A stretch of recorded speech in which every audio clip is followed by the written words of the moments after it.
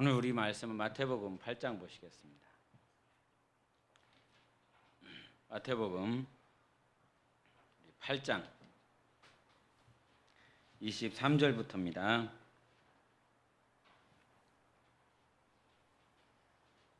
(8장 23절부터 27절까지를) 우리 교독하도록 하겠습니다. 우리 교독하십니다. 배에 오르심에 제자들이 따랐더니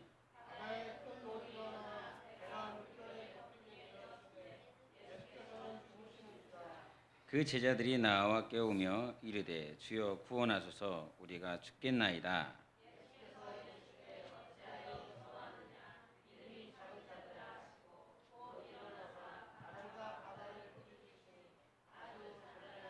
다같이 그 사람들이 놀랍게 여겨 이르되 이가 어떠한 사람이기에 바람과 바다도 순종하는가 하더라. 아멘.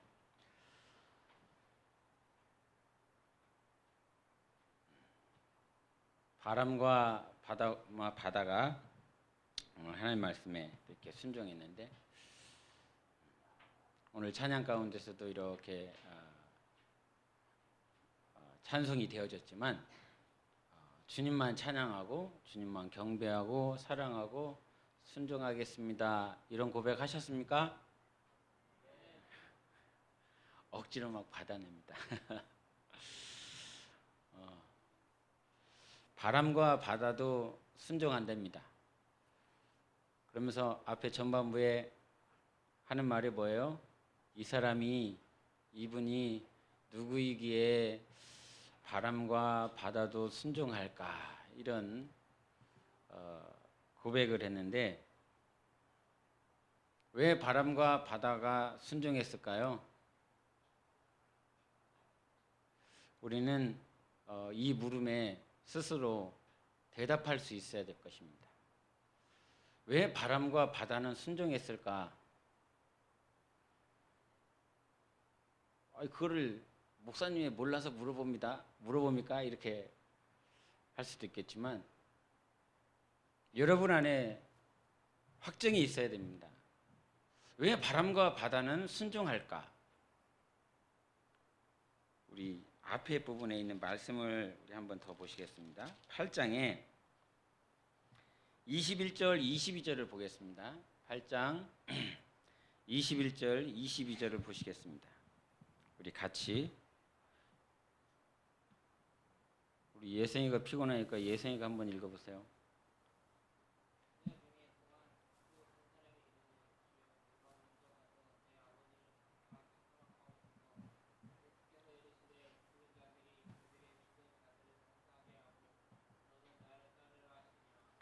아멘. 주님은 제자들에게 죽은 자는 죽은 자들에게 장사하게 하고 너희는 나를 따르라, 이렇게 말씀하셨습니다.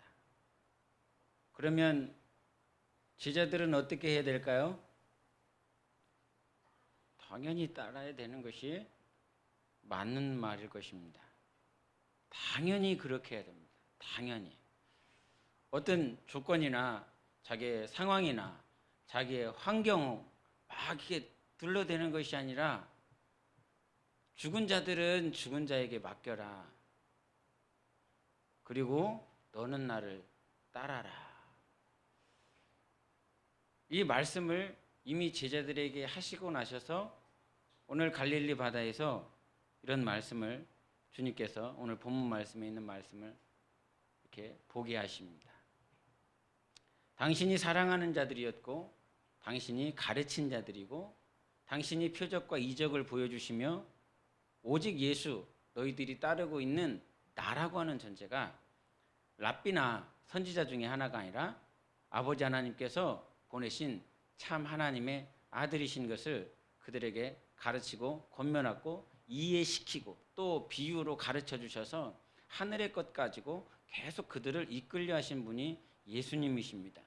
그 예수님이 그들을 불렀을 때 그들의 반응과, 오늘 바람과 바다야 잠잠해라 라고 했을 때 바람과 그 바다는 예수께서 하신 그 말씀에 순종했습니다. 누가 잘한 걸까요? 누가 못한 걸까요? 그리고 이 본문의 말씀은 뻔한 말씀입니다. 순종하는 거니까 순종해야지라고 하는 그 본문의 말씀인 거예요. 제자들아 순종해라, 이 말씀을 주님께서 하려고 하는 것입니다.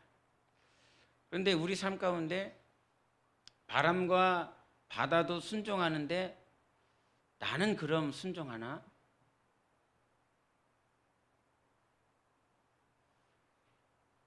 이 미물도 하나님께서 지어놓으시고 한 번도 이렇게 해라 저렇게 하라라고 말씀하신 일이 없습니다. 그냥 말씀하시고 나서 하나님께서 그 능력의 말씀으로 계속 운행하시고 붙드시고 계시고 있죠.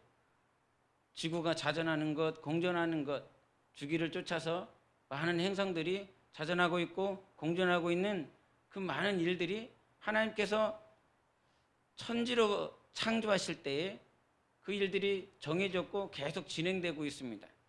그런 정해지고 진행되어지는 그 사이클을 쫓아서 바람과 바다가 요동하고 불었을 때에 하나님께서 그들을 잠잠하라라고 말씀해 주셨죠. 이처럼 하나님은, 우리가 믿는 하나님은 우리 근본부터 좀 잘 따져보십시다. 근본부터. 신앙은 시작이 중요합니다.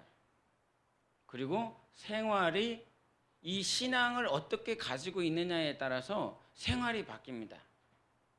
내가 하나님의 어떠한 모습을 갖고 있고 그 하나님의 어떠한 모양을 경험했느냐에 따라서 내 신앙생활이 다릅니다. 어떤 사람은 예배 가운데 예배 때 조는 사람은, 제가 과거에 참 이런 말 많이 들었는데, 예배 시간에 조는 사람은 다 귀신이 들어가고 귀신이 다 눈 감기게 한다, 이런 말 들어보셨죠? 저만 들어본 거 아니죠? 네, 다 들어봤는데. 아 그래, 귀신 들어가니까. 주일날 예배 안 오는 사람은 다 귀신 들려갖고. 왜 웃어요? 머리가 빠지는 거예요, 주일날 안 오니까.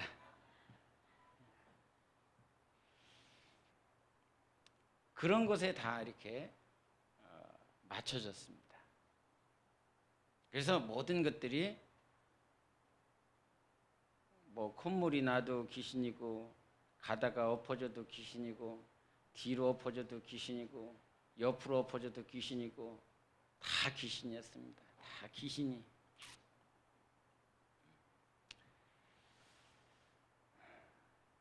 그걸 통해서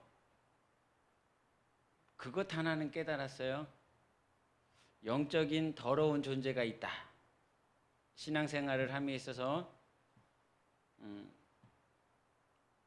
영적인 더러운 존재가 있기에 항상 깨어있자.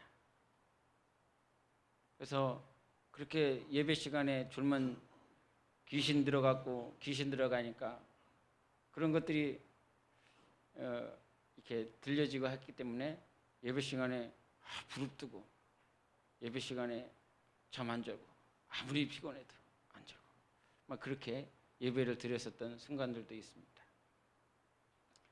하나님을 어떻게 하느냐에 따라서 들은 그 말씀이 그냥 내 삶을, 내 생활 패턴을 이렇게 변화시키지 않습니까?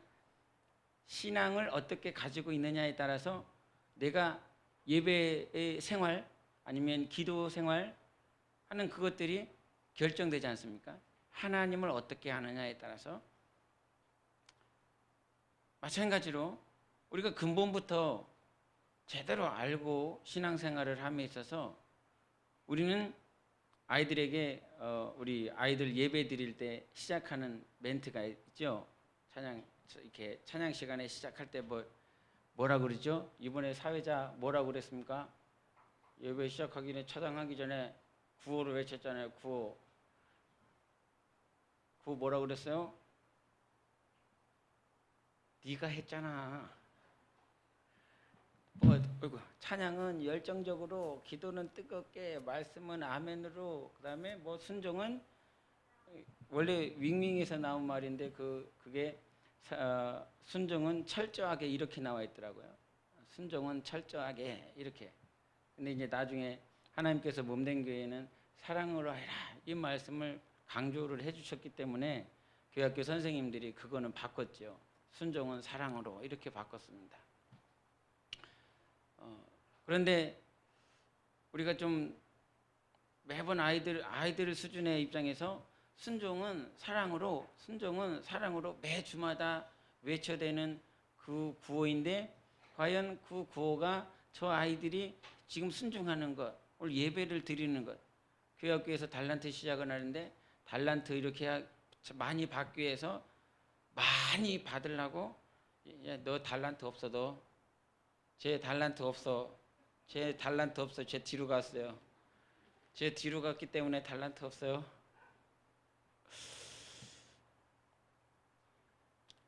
그런데 왜 그렇게 했을까요? 선생님들이 왜 그렇게 했을까요? 그러면서 달란트를 주는 여러 항목들을 이렇게 정해서 하는 모습을 봤습니다. 지금도 진행되고 있는데 왜 그랬을까?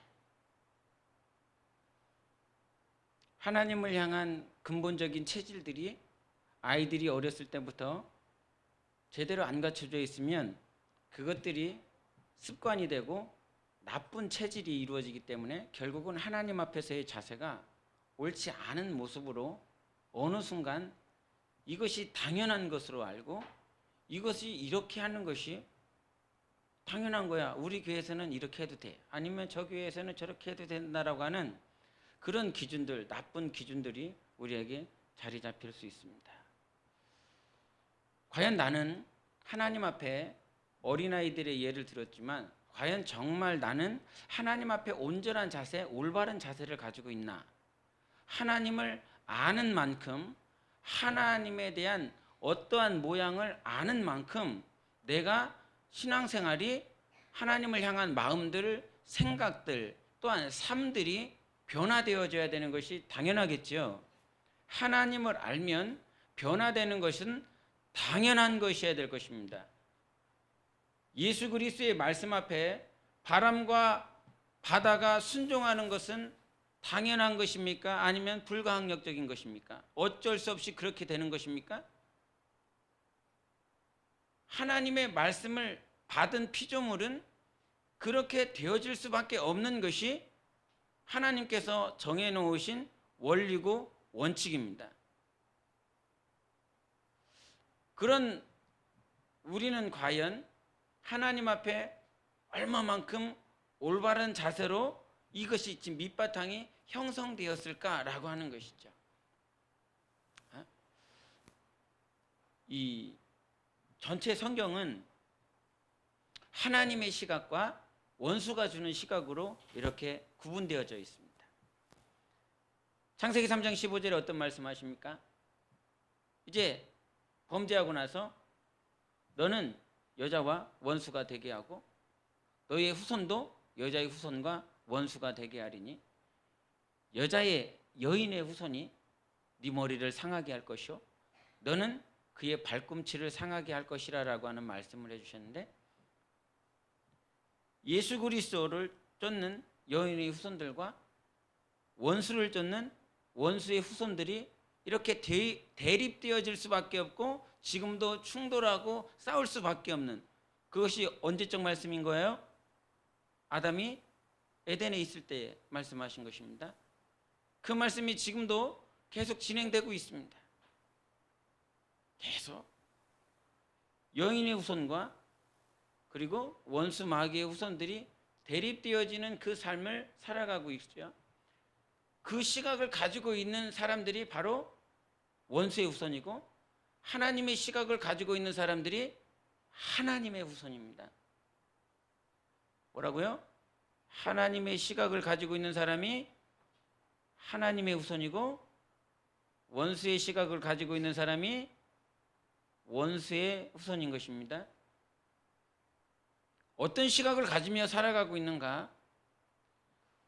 지난주하고 지지난주인가 그랬을 것 같은데, 그 서울의 강서구에 보면 그 강서구에 장애인 학교가 부족해서 이 강서구에 다니는 그 장애 아이들은 이 다른 타 지역으로 학교를 이렇게 보내는 그 일들이 있는데, 그래서 그 강서구 안에 장애인 학교를 세우기 위해서 학교 강당을 빌려서 장애인 학교를 세울 사람에 대한, 그리고 세우지 말아야 될 것에 대한 사람들이 이렇게 파가 나뉘어져서 그날에 이렇게 토론하는 모습들이 있었는데, 근데 그 매스컴에서 이제 장애 아이들을 둔 어머니 몇 분이 이렇게 강단에 올라가서 장애인 학교를 세워야 되는, 세우지 않으면 안 되는 그 정당성을 호소하는 그 말을 합니다.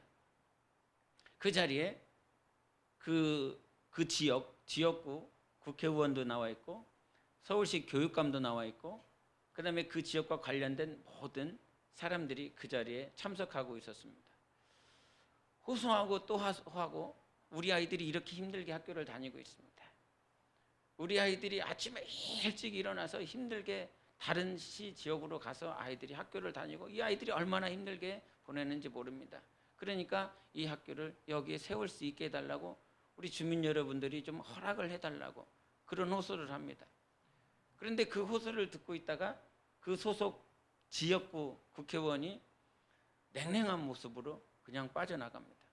그 냉랭하게 빠져나가는 그 국회의원 그 뒷머리에다가 그 국회의원을 이름을 불러가며 제발 이것을 못 본 채 하지 말고 제발 허락해달라고, 신경을 좀 써달라고 하는 그 모습을 다시 또 듣고 또 나가버립니다. 나중에 이제 끝까지 보지는 않았지만 그 어머니들 몇 분이 그 강단에서 무릎을 꿇고 눈물을 흘리는 것들이 이 카메라에 이렇게 사진에 찍혀서 이렇게 매스컴에 올라왔는데, 거기서 반대하는 주민들 가운데는 누구도 있을까요? 예수 믿는 사람도 있을 것입니다. 근데 반대하는 그 진짜 목적은 다른 게 없죠. 그냥 다 압니다. 장애인 학교를 세우면 땅값 떨어지고 아파트값 떨어지기 때문에 결국은 물질과 관련이 있어서 그것들을 반대합니다. 그 안에서는 분명히 교회에서 장로라고 하는 사람들, 권사라고 하는 사람들, 집사라고 하는, 그렇게 우리 집사님, 우리 권사님, 우리 장로님이라고 교회 내에서 지도자로 영혼을 양육하는 사람으로 서 있은 사람들 가운데서 분명히 그 자리에 있는 자들도 있을 것입니다. 세월호 사건 때에서도 엄청나게 많은 기독교인들이 그 자리에서 냉랭한 모습으로 무시하며 그렇게 세워져 있으니까요. 그럼 과연 그리스도인들은 어떻게 해야 되는가? 여러분, 우리가 신앙생활하면서 우리는 주일날 말씀처럼 내가 아멘 해야 될 것은 진리 때만 아멘이 되어져야 됩니다. 진리 앞에서만 아멘이 되어져야 되고, 진리에 대하여 아멘을 했다라고 한다면 그렇게 살아내야 합니다. 그렇게 살아내는 그 과정이 순종의 삶인 것입니다. 그런데 이제 아까도 이제 우리 아이들에 대해서 잠깐 얘기를 했지만, 사랑으로 순종하는 것, 순종은 사랑으로 하는 것, 가끔씩 성령님께서 몸된 교회에 말씀을 하셨는데, 과연 사랑으로 순종한다라고 하는 것은 무엇일까라고 하는 그것에 대해서 오해하지 말기를. 사랑은 육신의 사랑이 아닙니다. 우리는 사랑한다라고 하는 그 감정을 어떻게 느낍니까? 내 심령으로, 내 마음으로 그것이 느껴집니다. 내 혼의 기능이 발동을 해서 그 혼 안에서 사랑이라고 하는 감정이 느껴지면 내가 그 사랑으로 순종한다라고 이렇게 착각하는 것입니다. 내 감정에 기반된 순종이 아니라 이 말이죠. 내 감정에 기반이 되어서 순종한다라고 그런다면 우리는 언제만 순종할까요? 기쁠 때만, 그리고 내가 감사한 일이 있을 때만, 내가 행복하고 만족을 누릴 때만, 웃을 일이 있을 때만 내가 순종이라고 하는 것이 내가 지금 기뻐, 그러니까 지금 이것이 사랑이라고 하는 감정일 거야. 아니면 내가 행복해, 내가 만족해. 그렇기 때문에 이 만족을 주시는 분은 누구실까? 하나님이실 거야. 이 기쁜 마음을 주시는 분은 누구실까? 하나님이실 거야. 라고 하는 그것에 기반이 되어서 이 감정을 가지고 하나님을 섬겨야지, 하나님께 순종해야지. 이번 주간에 하나님이 이런 말씀을 주셨는데 이 마음을 가지고 순종해야지, 하나님을 섬겨야지 라고 한다면 과연 성경에 나와 있는 사람들은 바보겠습니까? 아브라함이 이삭을 섬길 때 기쁘고 행복하고 만족하고 즐겁고 그런 감정을 가지고 하나님의 말씀을 순종했을까요?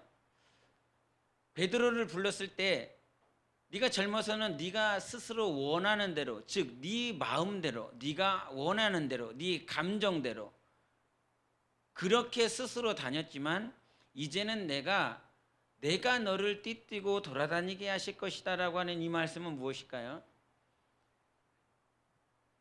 모세가 하나님 앞에 나와서 저 광야 가운데 있다가 다시 애굽으로 돌아가면서 이스라엘 백성들을 이끌어내라라고 했을 때 그는 하나님 앞에 어떠한 모습을 보였나요?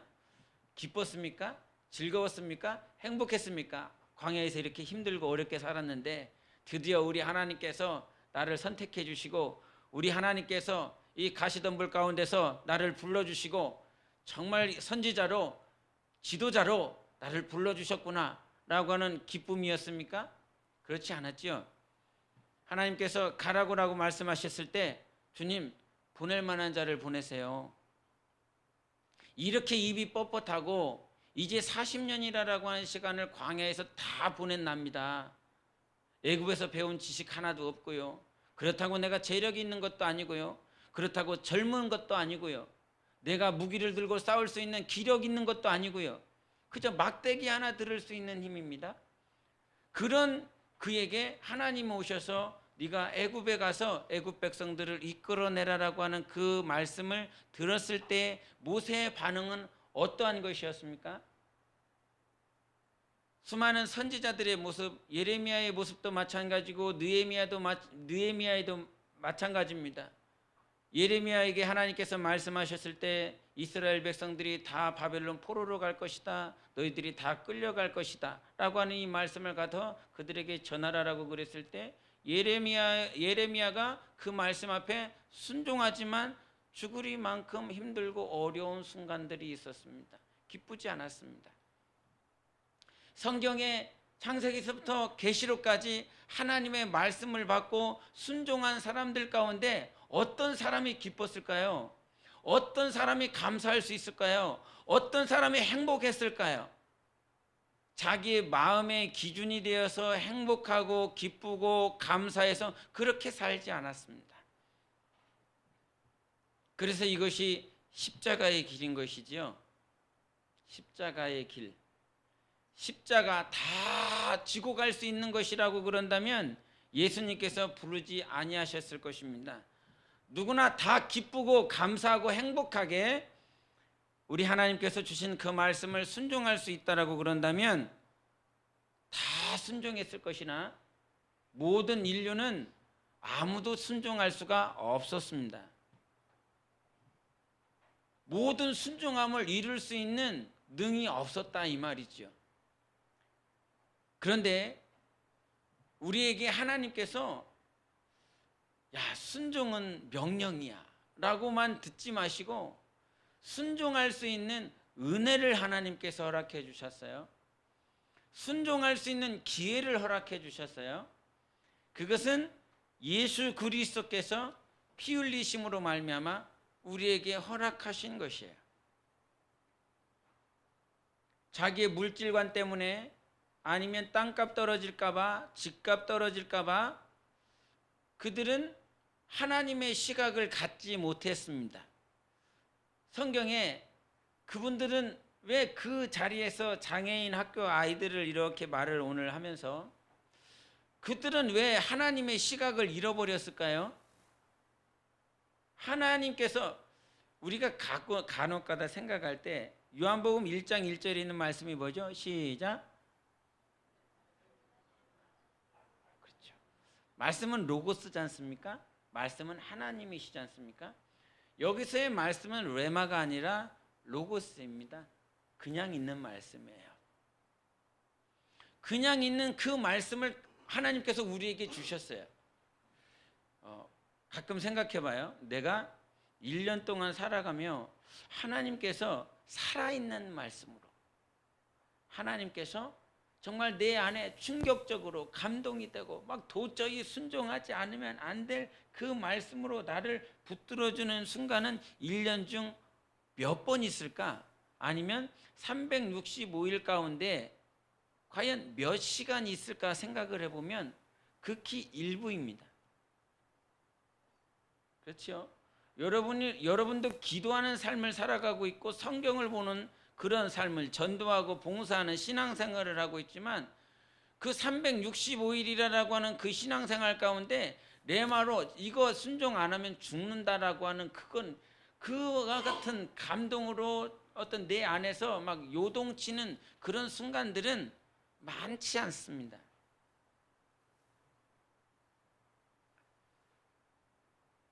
하나님은 우리에게 레마라고 하는 그 말씀 이전에 로고스를 주셨습니다.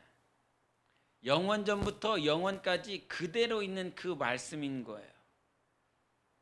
레마가 없을 때 내가 기준이 되어야 될 삶은 무엇이냐면 로고스의 말씀인 것입니다. 레마가 없다면 무엇이 기준이 되어야 된다고요? 로고스가 지금 이 자리에서 들려지는 그 말씀이 로고스예요. 여러분의 귀에 지금 들려지는 것이 로고스예요.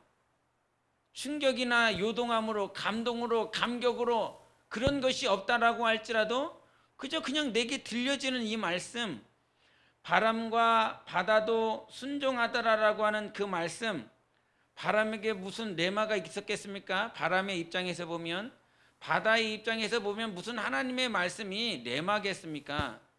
그저 예수께서 하신 말씀이기 때문에 그 말씀에 대해서 순종이 되어지는 피조물의 기능, 피조물의 본질로 그냥 그렇게 순종이 되어진 것이지요. 우리가 놓치지 말아야 될 것이 있습니다. 자꾸 레마를 어떻게 생각하냐면 보통 사람들이 막 이렇게 뜨거운 거를 찾아요. 자기 안에서 막 이게 잘못되어지면 무엇으로 가냐면 자기의 감정으로 가요. 자기의 감정으로 간다고요. 우리의 감정은 상승할 때가 있고 하강할 때가 있습니다. 자기의 감정이 기준이 되어서 이것이 하나님의 감동이고 하나님께서 나에게 오늘 역사하신 것이야. 이렇게 하면 안 되고요. 주일날 말씀처럼 우리는 진리 앞에서만 아멘하는 것입니다. 진리가 기준이 되어야 되는 것입니다. 이 진리라고 하는 이 말씀은 요한복음 17장 17절에 하신 말씀이 무엇이냐면 진리로 저희를 거룩하게 하옵소서. 진리는 무엇이라 그랬습니까? 아버지의 말씀만이 진리라 그랬습니다. 그런데 여러분 한번 생각해 보세요. 아버지의 말씀만이 진리입니다라고 그랬을 때 아버지의 말씀에서 요 말씀은 로고스일 것 같습니까? 레마일 것 같습니까? 로고스의 말씀입니다. 놀랍지 않습니까? 레마, 아버지의 말씀, 아버지의 레마가 진리입니다. 이렇게 말씀하시지 않고 아버지의 로고스가 요한복음 1장의 1절에 있었던 아버지께서 하신 그 말씀, 영원전부터 있었던 그 말씀 자체가 로고스인데 아버지의 말씀이 로고스인데 그 로고스의 말씀이 우리를 거룩하게 만들어 간다는 거예요. 레마가 아니라, 그래서 하나님의 말씀은 능력이 있는 것입니다. 하나님의 말씀 자체에 생명이 있는 것입니다. 하나님 말씀 자체에 그 영이기 때문에 말씀 자체에 그 로고스의 말씀 자체에 생명이 있고 로고스 자체에 그 말씀에 거룩함에 구별함의 능력이 있다 이 말이죠. 그래서 우리는 그 말씀을 살아가면, 로고스의 말씀을 살아가면 아버지의 로고스가 나를 구별시키신다는 거예요. 그런데 우리는 자꾸 무엇인가, 제가 어젠가 그제 이렇게 식사를 하면서 식사하는 중간에 제가 이제 그 시간에는 제가 이렇게 TV를 보는데 그 TV에 그 탤런트 김혜자 씨 다큐가 나오더라고요. 그분은 평생 이렇게 탤런트 생활을 하면서 다큐멘터리를 한 번도 자기의 것에 대한 것을 찍어본 일이 없대요.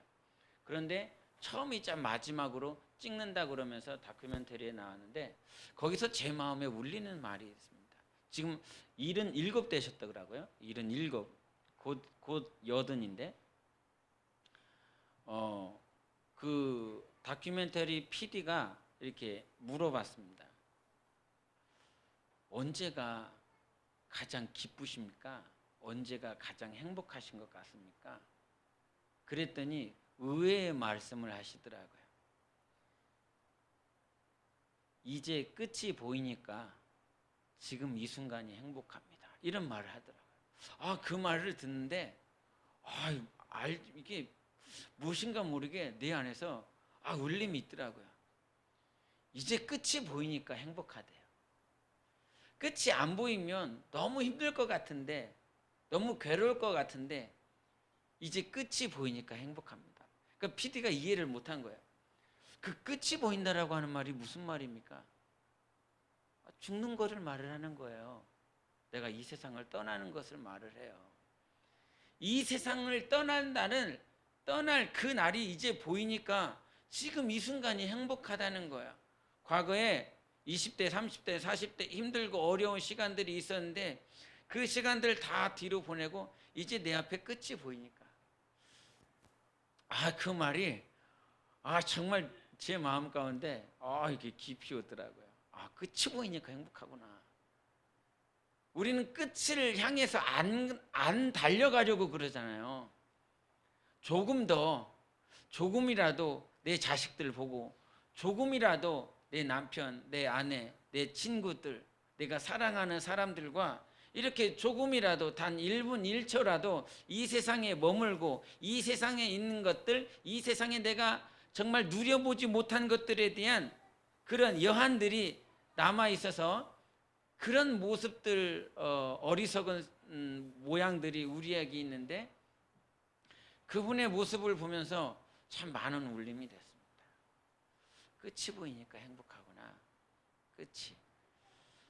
끝이 보일 때 행복했으면 좋겠습니다. 끝이 보여지는 그 삶에 내가 그 시간이 더 가까이 나왔을 때 행복하기를 원해요. 근데 그분 얘기를 왜 하냐면, 과연 그분의 삶이 이제 그분이 이렇게 아프리카 이렇게 선교하고 아이들을 구제하는 그 모습들을 이렇게 보여주는데, 과연 그분이 하나님을 믿고 하나님을 섬기는 그 삶 가운데서 살아가고 있는데, 과연 그분의 계속 레마가 있기 때문에 하나님께서 이 안에서 요동치는 그 말씀이 있기 때문에 아프리카 아이들에게 선교하고 그 아이들을 입양하고 매달 후원비를 보내는 그 삶을 살아갈까?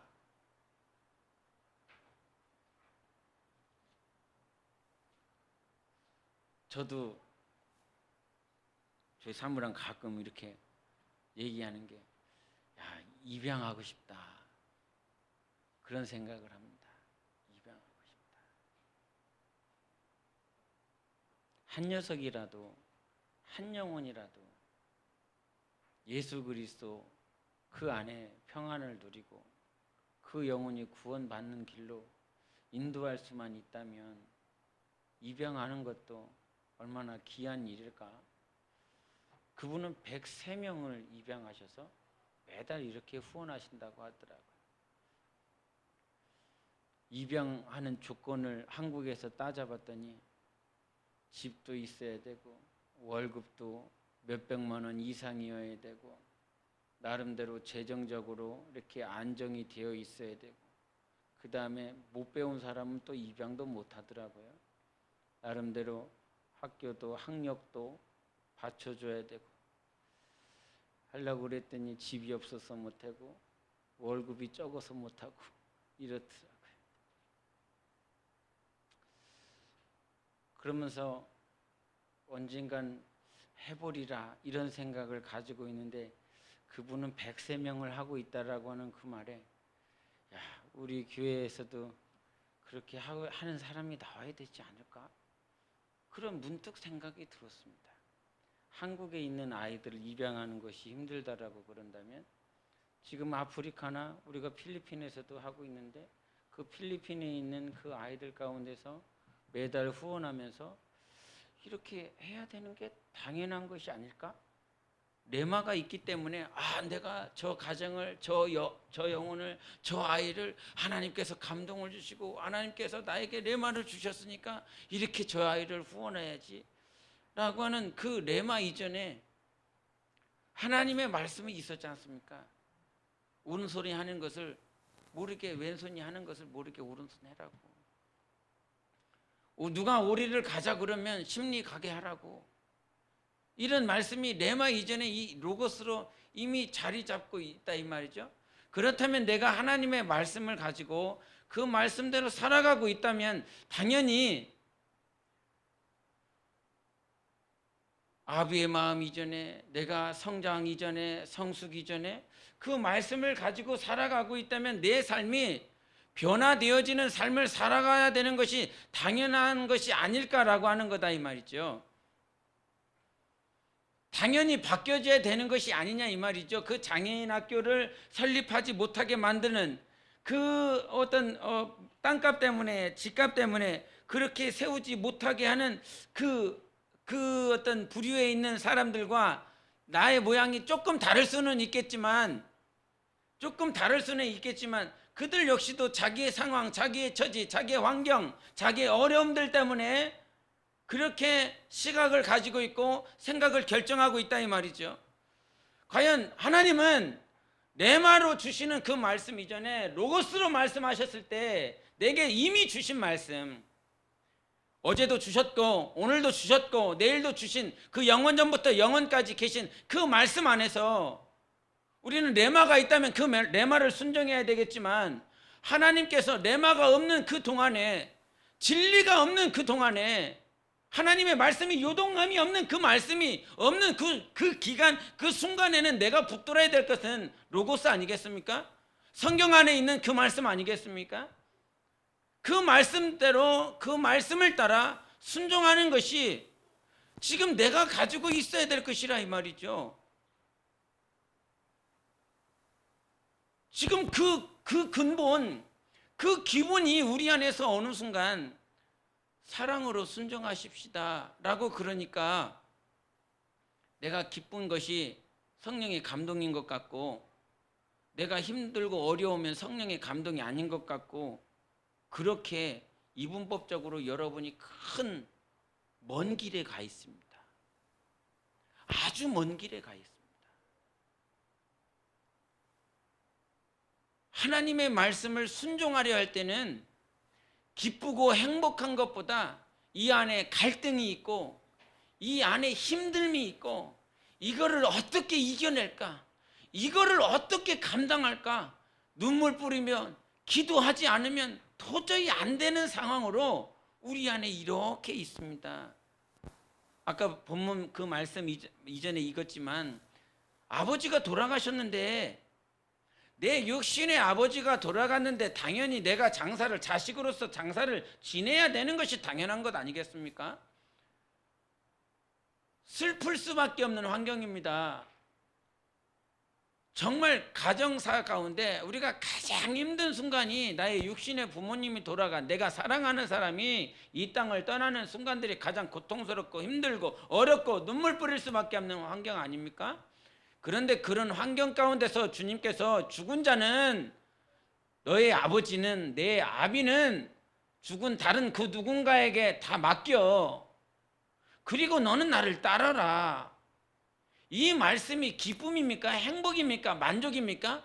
아무것도 없습니다. 단지 괴롭고 힘들고 어려운데 거기다 대고 오히려 더 큰 십자가가 그에게 메어지는 것이지요. 지금 우리가 생각하고 있는 하나님은 바람과 바다도 순종하더라라고 하는 이 말씀은, 예수께서 우리에게 주시는 모든 말씀은 순종이 당연히 되어져야 될 말씀인 것입니다.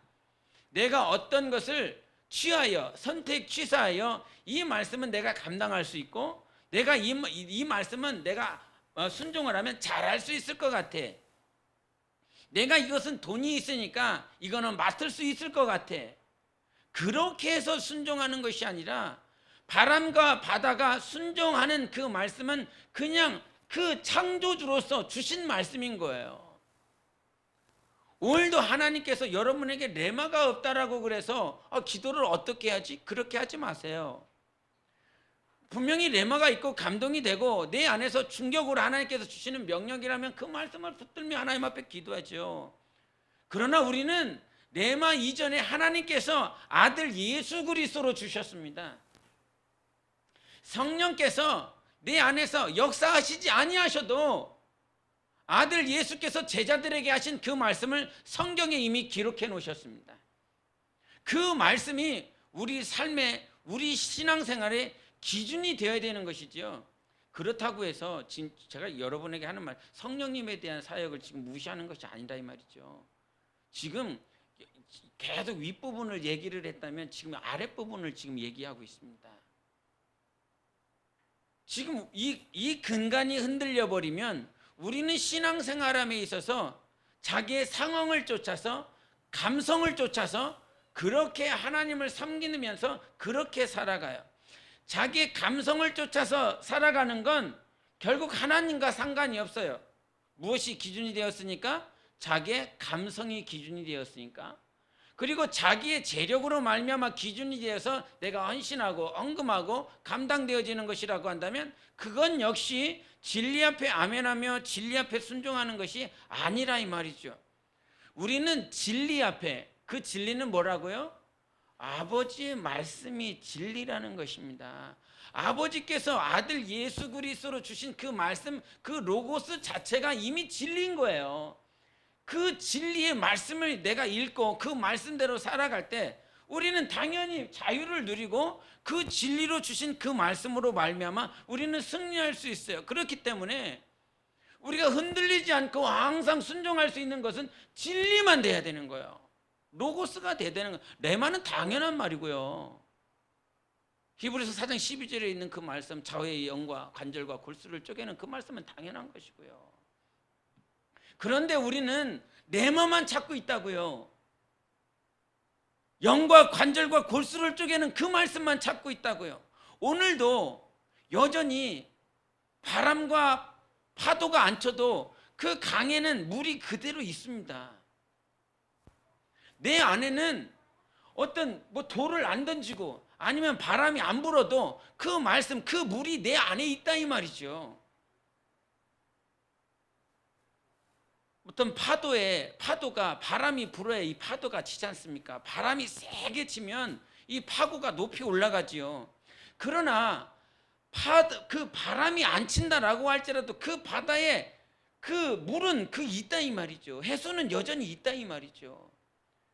성령님께서 내 안에 파고를 안 일으킨다라고 할지라도 내 안에 하나님의 말씀은 여전히 존재하고 있습니다. 그 말씀을 따라 그 말씀을 쫓아서 살아가는 거예요. 우리가 2015년도에 말에 홍해선 전도사라고 하는, 직접적으로 말해서 좀 그렇지만 말해야 될 것 같아서 2015년도 말에 전도사라고 말하기 그렇고 그 여자분이 정말 인터넷상에서 검색에 막 검색 순위에 몇 등 가는 그런 그렇게 검색됐었던 순간들이 있었습니다. 근데 이제 그 여자분이 막 예언 사역을 해주고 이 한국의 어떤 정세에 대해서 막 얘기를 해줘요. 근데 저는 그거 전혀 몰랐거든요. 그 여자가 있는지 없는지. 그냥 기도하며 사는 거고 교회에서 그냥 주님의 말씀 갖고 살아가는 거지. 그런데 막 이렇게 소식이 들어와요. 이 여자가 예언 사역을 하는데 어떤 모임에서 예언 사역을 하더라. 근데 예언 사역의 주 초점이 무엇이었냐면 이제 곧 한국 땅에 전쟁이 일어날 것이다. 그거였습니다. 한국 땅에 전쟁이 일어날 것인데 이 전쟁이 날 것이 분명하기 때문에 하나님께서 사랑하셔서 한국 땅에 있는 목회자들 성도들을 위하여 전쟁 나니까 피신시키기 위하여 그 여자를 사용해서 하나님께서 그 여자를 통해서 피신시키기 위한 그 예언의 말씀을 지금 해주고 있다. 그러니 한국교회, 한국에 살고 있는 크리스찬들은 정말 제가 하는 이 말씀을 듣고 빨리 피신하세요. 이거였습니다. 그래서 그 여자를 따라다녔었던 그 여자와 함께 모임을 갖고 그 여자에게 하는 그 말을 들었었던 목사, 장로들, 권사들, 집사들, 그 여자와 밀접한 관계를 가지고 있었던 자들은 다 교회를 처분했다라고 해야 되나? 교회를 처분했어요. 목회하는 그 목회를 다 처분했습니다. 그리고 자기가 이렇게 목회했었던 양떼들을 다 그냥 흩어보내버렸습니다. 그리고 뭐 어디 뭐 동아시아에다가 저기 뭐 이렇게 어디에다가 무슨 집을 마련놓고 임대해놓고 그리고 그 여자가 미국에 가면 미국 따라가고 그 여자가 필리핀 가면 필리핀 따라가고 어디 나라 가면 어디 나라 가서 집 마련하고 임대해서 그렇게 살고 있다라고 하는 소식들이 그렇게 왔습니다. 그거를 따라가는 사람이 있구나. 그걸 그렇게 미혹되는 사람이 있구나. 전 진짜 깜짝 놀랐습니다. 전쟁이 납니다. 이 소식을 들었을 때는 하나님께서 한국과 북한 교회들 영혼들을 위해서 기도하라나 보다. 그래서 단상에서 기도했습니다. 하나님 한국 땅을 불쌍히 여기시고 한국 영혼들을 불쌍히 여기시고 북한에 있는 영혼들 그 영혼들을 불쌍히 여겨 주시옵소서 그런 기도를 했습니다. 그런데 그렇게 막 가더라고요. 한국을 떠나야 된다고. 교회를 하고 있으면 그 교회를 처분해야 된다고. 자기가 직장 있으면 직장 다 내려놓고 학교 있으면 학교 다 때려놓고 1992년도에 다미선교회 10월 28일에 주님 오신다라고 하는 그것과 뭐가 다릅니까? 뭐가 다릅니까? 원수는 미혹의 영들은 재탕 3탕을 하고 있음에도 불구하고 정말 얼마나 우둔한지 하나님은 우리의 선한 목자시지요. 그리고 하나님께서는 우리를 선한 목자의 역할을 감당할 수 있는 자리에 두셨습니다. 사꾼 목자들의 특징이 무엇이지요? 이리가 오면 자기에게 맡겨주신 그 양떼들을 다 버리고 도망가는 것이 사꾼 목자입니다. 돈에 의해서 고용된 자들입니다. 그렇게 고용된 자들은 그 양이 자기 양이 아니기 때문에 자기 목숨을 버리고 그 목숨을 유지하기 위해서 그들을 버리고 간다라고 하는 것이죠. 이미 성경과 제가 무슨 레마를 받아서 성령께서 막 감동을 주셔서 이게 막 분별이 되는 것이 아니라 요한복음 10장에 그 말씀이 있다 이 말이죠. 하나님을 사랑하는 사람은 하나님께서 맡겨주신 양떼를 사랑할 수밖에 없다. 어떻게 자기 목숨을 유지하기 위해서 부지하기 위해서 그렇게 떠날 수가 없다라고 하는 것이 그냥 그렇게 분별이 되는 것이지요. 큰 게 대형교회에 있는 목사님들이 아주 곤혹을 치렀다고 그러더라고요. 이 여자가 이렇게 얘기하는데 목사님 한국을 떠나야 됩니까? 말아야 됩니까? 이 교인들은 그 여자가 예언해 줬다라고 하는 그 말을 가지고 와서 목사는 그런 예언을 들어본 일이 없거든요. 그 대형교회를 담당하고 있었던 목사분들은 그런 예언을 들어본 일이 없거든. 한국을 떠나라고 전쟁이 벌어지니까 한국 떠나라고 그런 예언 들어본 일이 없거든. 그런데 자기가 맡고 있는 그 양떼들은 매스컴을 통해서, 인터넷을 통해서, 집회를 통해서 그 얘기를 듣고 와서 목사님 어떻게 해야 되는 거예요? 그러면서 아주 곤혹을 치렀다고 하더라고요. 여러분, 우리가 잊지 말아야 될 것이 있습니다. 레마도 있지만 하나님의 말씀인 로고스가 있습니다. 그 말씀이 우리 영혼의 나침판이고 지침인 거예요. 그 지침은 우리가 순종할 때 순종이 되어져야 되는 말씀인데, 바람과 바다도 그렇게 순종되어지는 말씀을 오늘도 예수께서 우리 가운데 지금 이렇게 들려지게 하는 거예요. 들려지게 하는 거예요. 뭐 귀에 막 천둥번개가 쳐져서 여러분 마음 가운데 막 무슨 뭘로 막 천둥이 막 쳐지고 막 가슴이 막 뜨겁고 막 이런 거 막 쫓지 마세요. 말씀이 있어요. 말씀은 생명이세요. 그 말씀대로만 살아가면 레마가 아니어도 로고스에 있는 그 말씀 가지고 살아가고 그 말씀대로 기도해도 우리 하나님께서는 진리 가운데로 영생으로 인도하시는 분이십니다. 그 말씀이 부족한 것이 아니에요. 예수께서 하신 말씀이 부족하니까 성령이 오신 거 아니에요. 예수께서 우리에게 주신 그 로고스의 말씀은 완전하시고 완벽하신 말씀인 것입니다. 그 완전하시고 완벽하신 그 말씀을 성령께서 다시 생각나게 해주시는 것뿐이시지요. 이 말씀 자체가 완전하고 완벽한 말씀이에요. 시편 우리가 19편에도 우리가 주일에도 읽었지만 여호와의 율법은 뭡니까?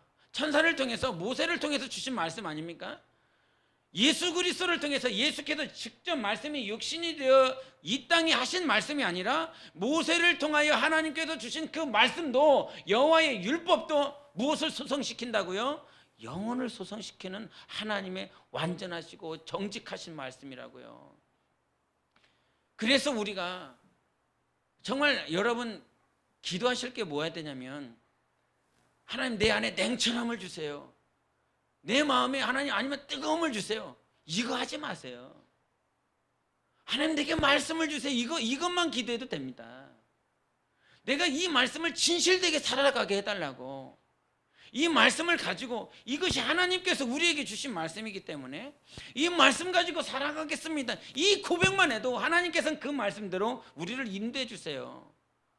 당연히 레마의 말씀을 받고 레마의 역사하시는, 성령이 역사하시는 말씀도 우리에겐 당연히 소중하고 귀한 것입니다. 여러분, 하나님 앞에 정말 진실되게, 하나님 앞에 정직하게 살아가는 건 내 감정 의지하는 거 아닙니다. 내 상황 의지하는 거 아닙니다. 오늘도 나와 함께 하시는 로고스를 의지하는 것입니다. 태초로부터 지금까지 그리고 영원까지 나와 함께 하시는 그 말씀, 성경에 있는 이 말씀인 거예요. 그냥 이 자체 문자에 있는 그 말씀인 거예요. 그 말씀이 여러분이 믿음으로 받아들여졌을 때 주님이 내게 하신 말씀인 것을 믿습니다.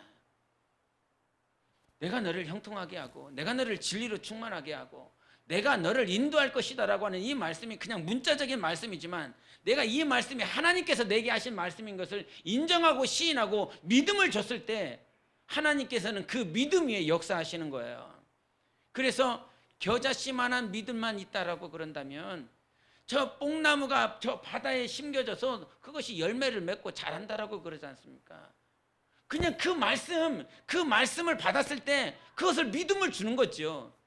이 말씀이 하나님이 내게 하신 말씀이라고, 하나님께서 내게 주신 말씀, 내게 명령하신 말씀, 이것을 순종하라고 주신 말씀, 그렇게 믿음을 줬을 때 하나님은 우리 안에서 일하시는 것입니다. 멀리, 그게 아니라 오늘 지금 이 순간 주님께서 이미 우리에게 말씀해 주셨습니다. 지금 이 순간 하신 그 말씀 가지고 하나님 앞에 기도하는 것입니다. 주님, 내가 오늘도 하나님께서 하신 그 말씀을 가지고 진실되게 하나님 앞에 나아가기 원합니다. 진실한 영혼으로 하나님 앞에 기도하기 원합니다. 그것이 영적 생활인 거예요. 무슨 사랑?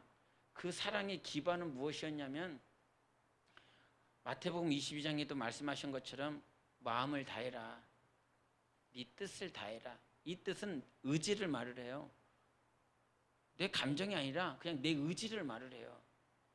의지가 있냐 없냐, 하나님을 사랑하려고 하고자 하는 그 의지가 있냐 없냐, 하나님의 말씀 앞에 순종하려고 하는 그 의지가 있냐 없냐, 그것만으로도 마음을 다하고 뜻을 다하고 정성을 다하여 네 마음을 다하여 그렇게 할 수 있다는 거예요. 그래서 우리 신앙생활 함에 있어서 이 근간 로고스에 있는 그 말씀 순종해 나가십시오. 그냥 있는 말씀이라고요. 직분자가 하는 말씀이요, 감동이 돼서 순종하는 거 아니라 그 말씀이 순종해야 될 것이기 때문에 순종하라고요. 교회를 통하여 하나님께서 주신 명령이요, 안 힘든 게 어디 있어요? 안 불편한 게 어디 있어요? 갈등이 안 되는 게 어디 있어요? 내 시간을 드려야 되고 내 마음을 드려야 되고 내 물질을 드려야 되고 다 그건데. 선교팀 금식하고 있지 않습니까? 금식을 하는데 아침에 금식을 하더라고요. 아침에 금식을 하는데 또 이제 또 있으면 점심 때 금식한다고 그러더라고요. 그 직장인들 한번 생각해 봐요. 또 우리 신동은 집사님 오늘 안 나와 있으니까 우리 신동은 집사님 생각해 봐요. 아침에 밥도 안 먹고 가고 일하려면 얼마나 힘들까. 뭐 아침 겸 이렇게 점심 먹는 그런 사람도 있지만, 근데 만약에 점심을 안 먹고 또 일을 한다 그러면 어떨까?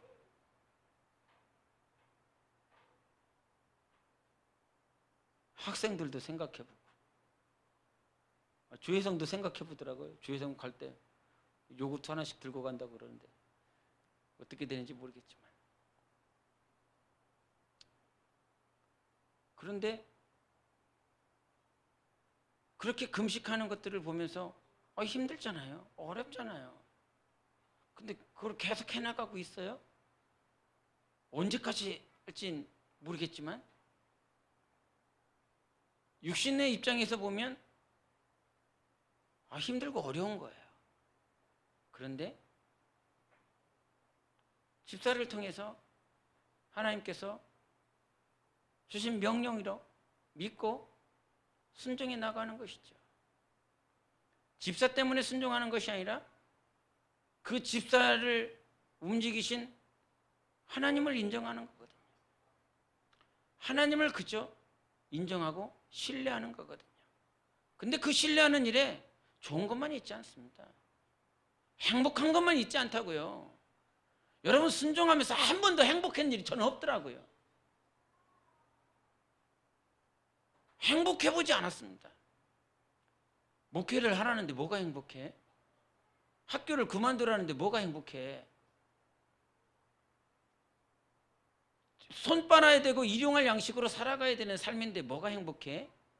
그런데 하나님은 이 순종의 과정을 통해서 나를 반드시 변화시키시고 하나님께서 나를 세우시고 만들어 가시는 과정인 것을 절대 잊지 마셔야 됩니다. 아마 고통스러울 거예요. 괴로울 거예요. 그러나 지금 나를 만드시기 위한 하나님의 과정인 것을 절대 잊지 마십시오. 나를 내려놔야 돼. 나를 포기해야 되는 그 순종이 여러분 삶 가운데 반드시 올 것입니다. 주님이 우리를 사랑하시기 때문에 순종을 요구하시는 것이에요. 바람과 바다도 순종하는데 여러분은 왜 순종을 못하십니까? 로고스의 말씀으로, 생명의 말씀으로 우리에게 주신 그 말씀을 왜 순종하지 못합니까? 우리는 이 처음의 시작을 잘 알아야 됩니다. 하나님의 말씀은 순종하기 위하여 순종하도록 주신 말씀이다라고 하는 이 첫 발을 여러분 망각하고 멀리 뛰면 안 됩니다. 지금 한 걸음 한 걸음 걸을 때 내가 또 신앙생활을 10년 20년 했어도 반드시 잊지 말아야 될 건 하나님의 말씀은 순종할 때 우리 안에서 하나님의 일하심을 볼 수 있는 것입니다. 우리 함께 이 시간 찬양하고 기도하도록 하겠습니다. 이 시간 기도하시며, 하나님,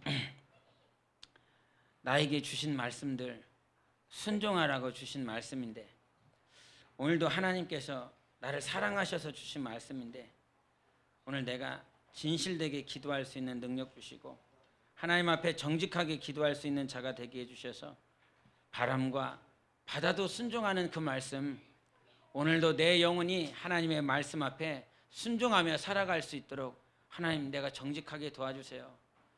내 마음을, 내 상황을, 내 처지를 이렇게 하나님 앞에 대놓으며 교회에, 직분자에게 내 상황, 내 감정, 내 마음을 말을 하며 이렇게 나오는 것이 아니라 오늘도 하나님의 말씀 앞에 나를 세우고 내 살아계시는 그 주님께서 나를 이끌어 주소서. 바람과 바다도 순종했다라고 그럽니다. 주님, 나 영혼이 온전히 순종할 수 있는 영혼의 삶이 될 수 있도록 해달라고 우리 함께 기도하시겠습니다.